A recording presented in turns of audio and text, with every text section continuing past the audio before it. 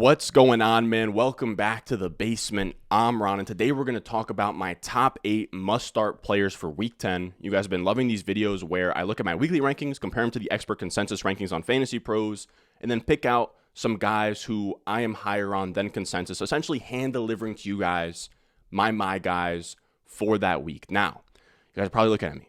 Ron, what the hell is on your face? What is this itchy, scratchy, patchy beard you have going on here?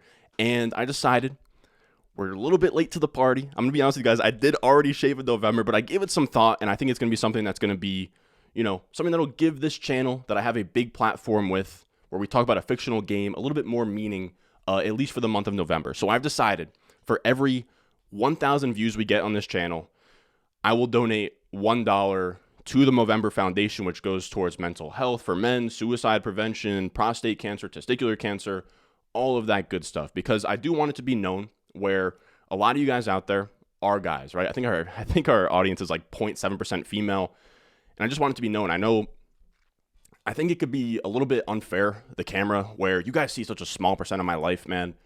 You guys see me in the good lighting. I have literally everything that I'm going to say in this video all mapped out, and it probably comes off, Ron has it all figured out. He's got it all figured out. He's 21, he has a YouTube channel. And it's really not like that. You see such a small percentage of my life that it's really not fair, the kind of projection I kind of give off here. So I just want it to be known, like if you're out there going through a tough time, it's never, a big deal to ask for help. I had spots in my life. I'm 21 years old. I've had spots in my life where I've gone through therapy numerous times. I have reached out for help from friends, family, all of that. It is, everybody's going through something. It's really not a big deal to ask for help, reach out. So I just want to kind of make that known, sort of tear down that stigma of, being a guy and asking for help and, not being 100% okay, or, not like sucking it up and bottling it all down. Kind of like, that's kind of football culture. I don't think that's fantasy football culture, but again, it'll be a good cause. I'll have a link to donate in the description for the entirety of November. And I think the beauty of it is that even if you have no plans of donating, or you don't want to donate, or you can't afford donating, I think the beauty of it is that just by watching the channel, you are supporting, you are donating, because again, for every 1,000 views, I will donate $1. I think we were at like 350,000 last month. So it's going to be a nice little chunk of change towards a good cause. So let's get to the football. As always, if you enjoy, make sure down below, subscribe, leave a like. Let's go. Thirsty, trying to choose. I know I'm critical. My nitty bag. All right, now that was, a little sentimental intro there. Shake that off.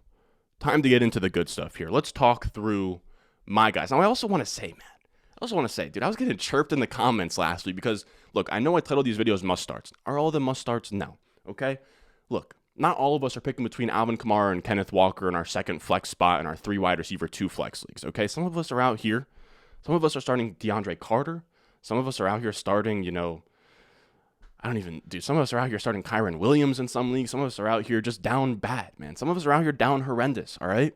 And I want to give you guys those dumpster dive type plays. So we're going to kind of start with the Fortune 500 stocks here, and we'll work our way down to dumpster diving. I gave out Jeff Wilson last week, which was a great call. And I had people chirping me last week saying, Jeff Wilson, how is he a must-star? He's like in your RB30. He's like, dude, he's just a good play. These are my good plays for the week, all right? So let's talk about Chris Godwin here. He is going to be playing versus Seattle in Munich, Germany, I believe. So it's going to be another like UK early on game, which is kind of annoying. But he's my wide receiver 12. He is expert consensus wide receiver 17. So I'm 5 spots higher than consensus on him. Now, if you have Godwin, you're probably starting him. But I want to give you just that extra little nudge here. And I'm going to be honest with you guys. This is not a perfect matchup on paper. This is against the Seahawks here. They were an awful defense to start the year, right? They gave up a ton of points to Detroit early on. But since week 6, they have really figured something out with, Tariq Woolen's out there. I have to say, I don't know a ton about defense, so really all I know is Tariq Woolen, but they have gone since week 6 and become the second lowest EPA per play allowed defense and the 5th lowest EPA per pass play allowed defense. They're also allowing the 5th least amount of fantasy points, adjusted fantasy points, to wide receivers on the entire year. Now, a little bit of a note, I keep using EPA, and I do love EPA. It's expected points added, and it's a new stat, or it's not a new stat, but it's a stat that I've really come to like this season.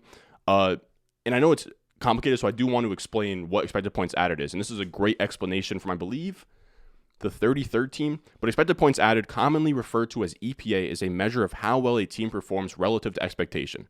For example, if a team starts a drive on the 50-yard line, its expected points to start the drive would be about 2.5. Now I'm going to take a pause here.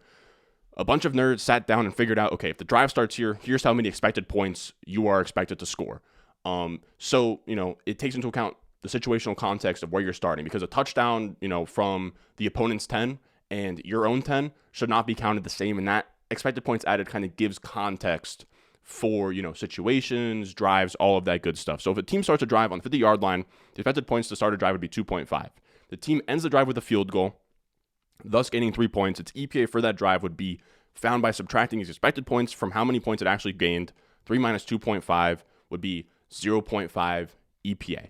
So say that across the board. I think it also does so if you gain, let's say you gain 5 yards on 1st and 10 versus 5 yards on 3rd and 3, it weights 5 yards on 3rd and 3 more than 5 yards on 1st and 10. So just a way of measuring offensive efficiency and, just trying to remove as much noise as possible between, like variance, turnovers, all of that good stuff on a per play basis. How are you doing relative to expectation? Now, on the other side, we talked about Seattle allowing the second lowest EPA per play.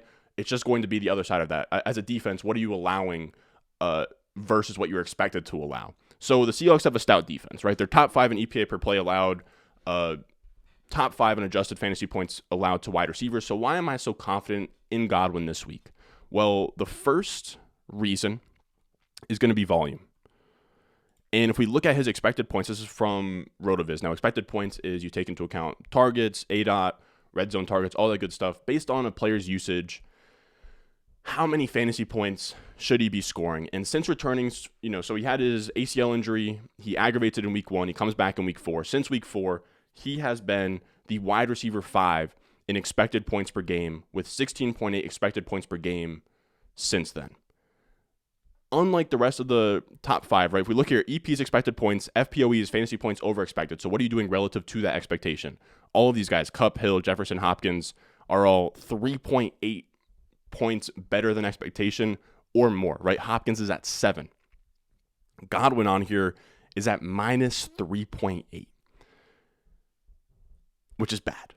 Since week 4, he's been the wide receiver 5 in expected points per game, but he has been the wide receiver 28 in actual points per game. But we know, we play the long game here. We play the numbers game here. Regression is coming. We just saw it with Joe Mixon. He was underperforming his expected output the entire year, and then he had a blow-up game. And I like Godwin this week because of the volume and because I think that he is facing the softest part of a good Seattle defense. Godwin plays 75% of his snaps out of the slot this year, which means he'll be facing 4th-round rookie cornerback Kobe Bryant, which is a pretty cool name. It's spelled C-O-B-Y. Kobe Bryant, who among 44 defensive backs with 100 or more slot snaps on PFF, so 44 DBs with 100 or more slot snaps. So these are just either nickel safeties that come in and play the nickel, like in nickel packages, or just slot corners. He ranks 28th in coverage grade and is allowing the 8th most fantasy points per snap. He is not very good. He has a couple of forced fumbles. He has a couple of big plays here and there, but he is really not that good. Chris Godwin is a stud wide receiver who is going to be matched up against a rookie cornerback who has been a little bit of a liability this year, and they haven't played anybody elite in the slot this year, but there were some flashes that this was a weakness in this defense. If you look at week 1, the Broncos let Judy out of the slot go for 20. Rondale Moore, his only 2 games this year with 10 or more targets came against Seattle, right, because they're a divisional opponent. They played twice. And DeAndre Carter had a season-high 7 targets versus Seattle in week 7. So Seattle hasn't gone up against any elite slot wide receivers like a Godwin. I'm trying to think of anybody else. Keenan Allen's been hurt. Michael Thomas has been hurt. But they haven't really had to play any true playmaker out of the slot. I think Godwin is going to give him problems here. It wouldn't shock me if this is where regression comes for Godwin. He gets 10 targets. He makes, 120 and a touchdown of it, and gives you a really nice, 20-point game this week. Now, after this, you guys are not going to like this at all. We have Jonathan Taylor. Consensus has him at RB24. He's my RB14 this week, and that might be too low. I'm 10 spots ahead of consensus. I'm all in on JT this week. I've been playing the underdog battle royales where you make a team of 6 players for just the 1 p.m. and 4 p.m. slate. I'm drafting a lot of Jonathan Taylor this week, man. He has now logged 3 to 4 straight days of being a full participant in practice. Deion Jackson is ruled out, and JT is going to suit up here as a true bell cow with no receiving threat from Nyheim Hines, from Deion Jackson. He is going to be the main guy for this team, and he plays the Raiders, who are giving up the 8th most adjusted fantasy points to running backs, and this team is having an identity crisis. They fire their coach. They bring in offensive lineman Jeff Saturday, and he is going to want to establish the run, play hard-nosed football. He comes from an era of using a bell cow. He's going to want to use Jonathan Taylor like Priest Holmes in the early 2000s. It's going to be beautiful. It wouldn't shock me if we see 20-plus carries from Jonathan Taylor. I don't believe all the idea of these guys want to tank, they're going to sit Jonathan Taylor. Jeff Saturday isn't going to come in here and, say what you want about the hire and everything. It was super controversial. It's not a great look for the Colts, but Jeff Saturday is not going to roll over and say, you know what, I'm going to lose games this year and we'll get a good draft pick and go next year. It seems like this is like a, 8-game audition for him. And depending on how that goes, that dictates his future. So he's going to try his best to come out here and win games. And I think that he realizes it's going to come through the run and Jonathan Taylor. So I think I might even be too low. Seriously, like it wouldn't shock me at all if he leads all running backs in scoring this week. I am absolutely in love with Jonathan Taylor's upside in week 10. Now, after that, we have Deebo Samuel, who's going to be at home versus the Chargers. And this one's not that big. Consensus has him at wide receiver 20. He's my wide receiver 17. I'm 3 spots higher than consensus, but I just want it to be known. Like, wide receiver 20 for Deebo is egregious. I get that CMC's in town, but this is still one of the most talented, explosive wide receivers in the league. He's demanding targets like a true number 1 wide receiver with a 27% target per out run on the year. I think that's like Devontae Adams area. I think that that's going to be not quite DeAndre Hopkins area, but that is, the elite target earning area. I'd say 27% and above is that. And he's also at 9.3 yards of yak per reception, which still leads the league. He's not finding a ton of efficiency through touchdowns, but he's still gaining the yards, which means that regression is going to come for him. And the Chargers are the 3rd worst EPA per rush play defense. They're allowing the 2nd most adjusted fantasy points to running backs. Deebo's going to be in line for some handoffs, whether that be 1, 2, 3, 4, whether that be in the red zone. I think that he's a liability to break one loose on this Chargers defense out of the backfield. We don't know. They're coming out of the bye here. Shanahan's got to have some like Deebo, McCaffrey in the backfield packages here. And San Francisco's also due to score points. One of the things that I like to look at when I make these rankings is the Vegas implied team total. So how many points is this team projected to score from Vegas's point of view? And they have the San Francisco 49ers as the 3rd highest implied total this week with 26.25 points. They're going to score points. Deebo shouldn't be ranked behind guys like Christian Kirk and Juju Smith-Schuster in these weekly rankings. That's where I'm seeing him a lot of the time in these Fantasy Pros rankings.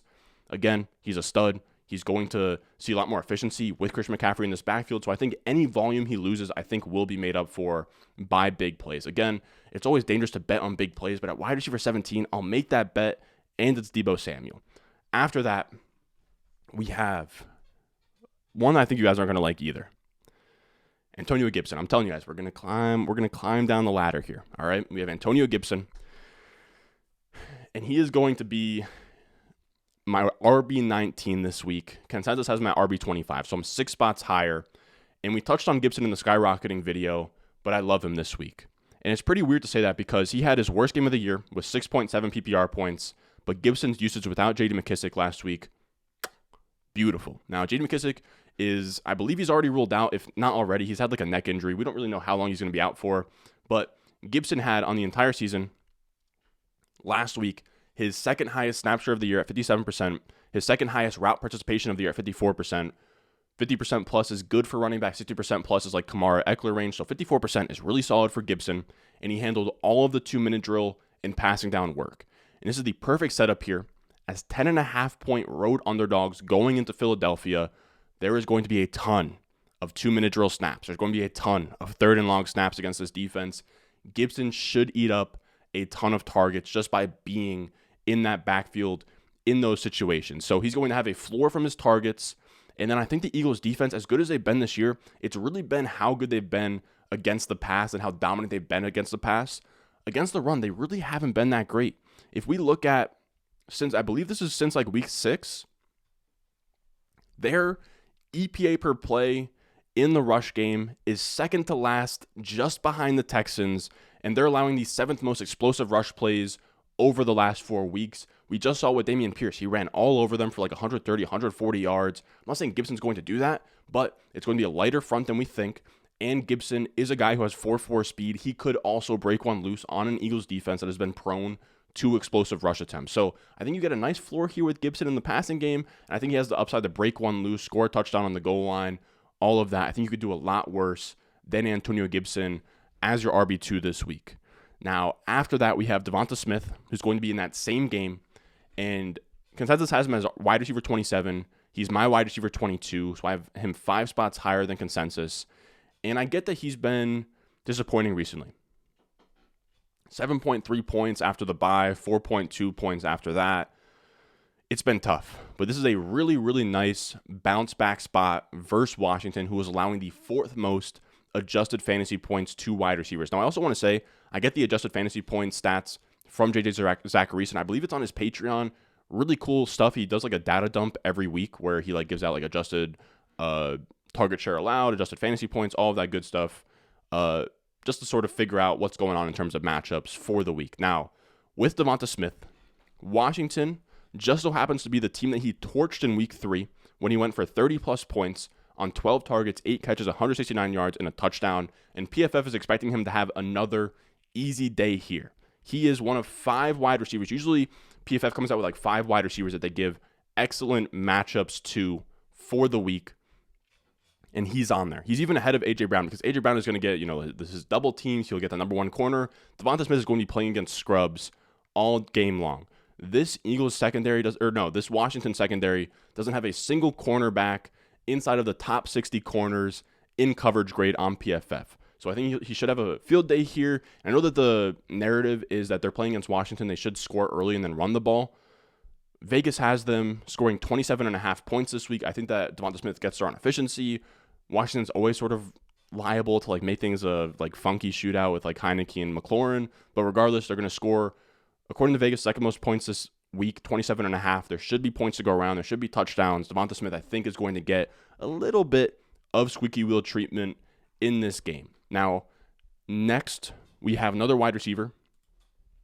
We have Courtland Sutton in Tennessee. He's my wide receiver 29. He's ranked wide receiver 34 by consensus. I'm 5 spots higher.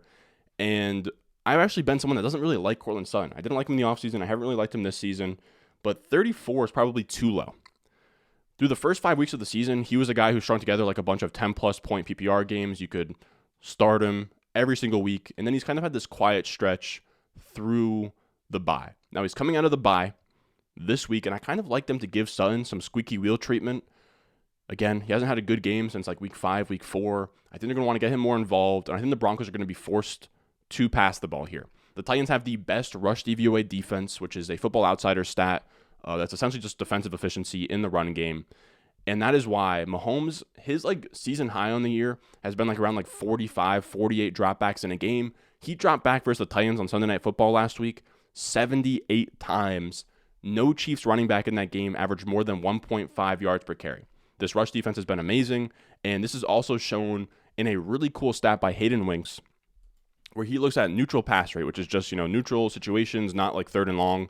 How often are teams passing against defenses? The Titans' opponents pass the ball 60% of the time in neutral situations. That would be like a top 10 rate if that was an offense, just 60% of the time in neutral situations. So teams just give up on the run against the Titans. Now, I will say, I believe Jeffrey Simmons is hurt, who's like their best guy up front, but I do believe the scheme, the linebackers on that team should still at least stop the run enough to force the Broncos to want to pass the ball, especially because that is their most soft part of that Titans defense. Their secondary is allowing the 3rd most adjusted fantasy points to wide receivers right now. I love Sutton in a great spot to get 8 to 10 targets, 80 yards, give you a nice 15-point game this week. Only worry is touchdown's going to be a little bit rough in this game. It's the lowest over-under of the slate at 37.5, so just be aware of the touchdown upside. Now, after that, we have a 2-for-1 special. Our last 2 guys here, Derek Carr, who is QB 14 by consensus, my QB 11, so 3 spots higher. And then Mack Hollins, who is expert consensus, wide receiver 44. He's my wide receiver 39, so I have him 5 spots higher. And there's a couple factors at play here. The Raiders aren't sexy, man. Everything feels like it's falling apart here. But surprisingly, Vegas kind of likes them to score this week. They have the 9th highest implied team total of the week at 23. They're home favorites here, and they're playing against a discombobulated Colts team. The Colts, they're installing a new coach mid-season. They could have lost the locker room, right? You have vets in there, right? You have like Matt Ryan, Stephon Gilmore. These are guys who want to win and not do like all this weird stuff. So I'm sure that they are disgruntled. And when you install a new coach, especially an offensive-minded coach, like I can't imagine there's going to be a real good defensive game plan in place for this game. And Indianapolis is about middle of the road versus quarterbacks. They're allowing the 14th most adjusted points to quarterbacks. So I think because of that, Derek Carr is sort of due for a little bit of a bounce back game here versus a softer defense that is probably going to be a little bit underprepared here going on the road. And then I think you could do a lot worse than Mack Hollins in your flex if you're desperate. Waller is on IR. Renfro is on IR. The passing game is going to be Devonta Adams. It's going to be Mack Hollins. Devonta Adams will have his hand full with Stephon Gilmore all game. And then you have Mack Hollins here. That's like pretty interesting. He had some games early on in the year where if you look, week 2, 11.6 points, week 7, 12.4, week 8, 13.4, and then he had his monstrous 30 bomb versus the Titans, which is kind of a nice little, voucher for Courtland Sutton, who we just talked about, but 30 points, 11 targets, 8 catches, 158 yards, a touchdown versus them. And I love this spot here because the Colts have been a little bit soft versus the deep ball, as good as their defense has been. Mack Hollins, we know, takes the top off defenses. He has a 14.2 yard 8-out this week, which is almost like 15 yards downfield. And Indianapolis is allowing the 10th highest deep ball completion percentage on passes 15 yards or more downfield. So the Raiders are in a sneaky good spot here. Again, I think they're going to be underprepared. I think Derek Carr is due for a little bit of a bounce back here. And I like Mack Hollins to potentially have a blow-up game or potentially just give you like 11, 12 points in that flex spot. Now, that's going to do it for us today. As always, if you enjoyed, leave a like, subscribe.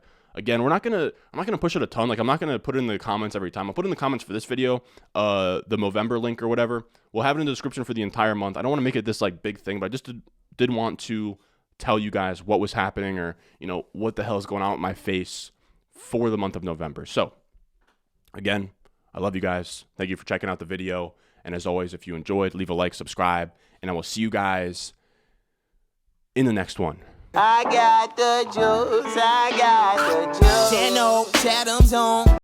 He's glad I'm home. Even my haters kinda glad I'm asking peace to my vagabond. Rapper, song, singer, suspended, subpoena from Mr. Me.